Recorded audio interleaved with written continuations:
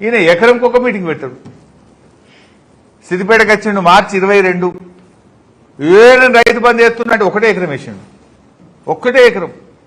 అరే మళ్ళా కేసీఆర్ జగిత్యాల బయలుదేరినట్టే మళ్ళీ పోయి మంత్రిల మీటింగ్ పెట్టిండు, మళ్ళీ ఒక్క ఎకరానికి వేసిండు, ఇక కథ మీద పెట్టిండు, ఎకరంకో మీటింగ్. ఇప్పుడు మళ్ళా నిన్నేందో స్టేట్మెంట్, ఇక రైతు బంధు ఎత్తున్నా మదిరే పోతారట, ఇక మదిరేలో పోయి రైతు బంధు ఎత్తారట.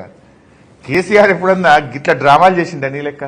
నిజాయితీగా ధర్మంగా రైతు బంధు వేస్తా అంటే బరాబర్ కట్టుకొత్తుతుండే, ఫోన్లన్నీ టింగ్ టింగ్ టింగ్ అని మోగుతుండే. నువ్వేందా ఎకరంకో మీటింగు, మళ్ళీ పోయి ఏందో మదిరేలో మీటింగ్ పెడతారట. నువ్వేం చెప్పినావు సిద్దిపేటకు వచ్చి?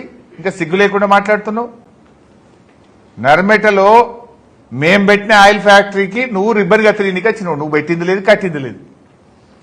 ఆడికొచ్చి మార్చి 22వ తేదీ 45 రోజుల్లో 9,000 కోట్ల రైతు బంధు వేస్తా అని సిద్దిపేట ప్రజల సాక్షిగా చెప్పినావు. ఇప్పుడు 45 పోయి 90 రోజులైంది, డబుల్.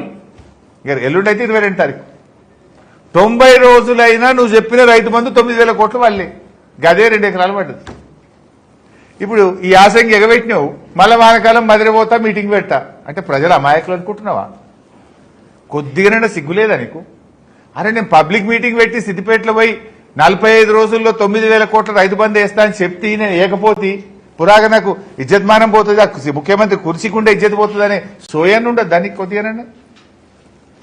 సిద్దిపేట ప్రజలు ఏమనుకోవాలి? నేను ఆ రోజు 50,000 మంది మీటింగ్లో చెప్తివి, 45 రోజుల్లో వేసేస్తా అని ఒత్తొత్తి పలికి చెప్పినవి, ఇంకా గట్టిగా పనులు బిగబట్టి ఒత్తొత్తి చెప్తివి.